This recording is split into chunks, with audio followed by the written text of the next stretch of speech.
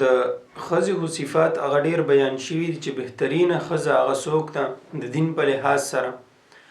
نو یوه خو هغه ده چې هغه دینداره ښځه د ټولو نه اعلی صفت چې کوم دی نو هغه د دینداري صفت دی چې ښځه چې ته نکاح کې نو په هغې نکاح کې ته یو څو څیزونه وګوره. یو دا ده چې هغه مالداره وي، دویمه دا ده چې د هغې خاندان ښه وي، دریمه دا ده چې ښایسته وي، او څلورم دا ده چې دینداره وي. بیا دا خبره هم هلته ذکر شوې ده چې د دیندارتوب له دې له ترجیح ورکړی شي.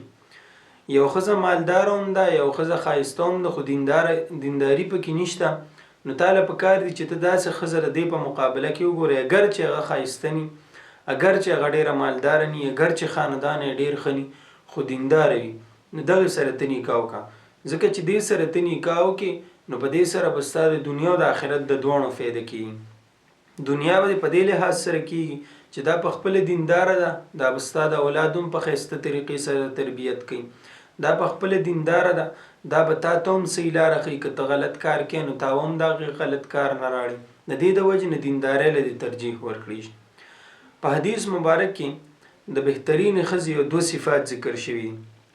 په صحیحینو کې یعنې په بخاري او په مسلم کې دا حدیث مبارک نقل شوی دی.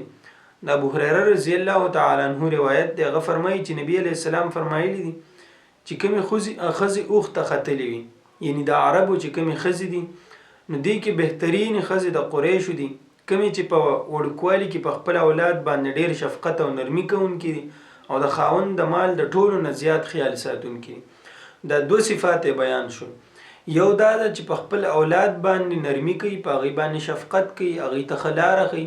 د اولاد سره نرمي او شفقت په هغې څه دي چې ته هغې ته دینداري وښیې، په هغې ته د مونځ او دس لاره وښیې، هغې ته داسې طریقې وښایې چې دا ستا دپاره د دنیا او د آخرت د دواړو فایده ده. داسې نه چې هغې ته په بېدینۍ کې اخته کړې، نو دغه نرمي نه ده. داسې لکه اکثر موبایل وله ورکه یا بل څه وله ورکه، نو اگر چې په ظاهره باندې ورسره ته نرمي کې، خو دا خو ته هغه خرابې. دارنګې دویم صفت چې کوم په دې حدیث مبارک کې ذکر شوی دی نو هغه دا دی چې د خپل خاوند د مال حفاظت وکړي، د هغې خیال وساتي. اکثر خو په خپل اولاد باندې شفقت کوي، نرمي ورسره کوي، خو چې دا کوم دویم صفت ذکر شوی دی نو دا ډېر زیات کوي. د خاوند د مال حفاظت کول، د هغې خیال ساتل، دا په زنانه باندې لازم دي. دا به د خپل خاوند د مال حفاظت کوي، د هغې به خیال ساتي. دا به نه کوي چې په فضولیاتو کې د مال لګي، په فضولیاتو کې د مال خرچ کوي، هغې په مشکل سره ګټي دلته راوړي او دا یې په اسانه باندې الوزي. نو د ښې ښځې، د دینداره ښځې، د بهترینې ښځې دا د دې صفت نه دی چې دا به د خپل خاوند د مال خیال نه ساتي، هغه به په بې ځایه ځایونو کې لګوي، بلکې صفت یې دا دی چې د خپل خاوند په غیر موجودګۍ کې د هغه د اولاد به خیال ساتي، د خپل خاوند په غیر موجودګۍ کې د هغه په اولاد به شفقت او نرمي کوي، او بله دا ده چې هغه کم مال دی د هغې به خیال ساتي، هغه مال به په صحیح ځای کې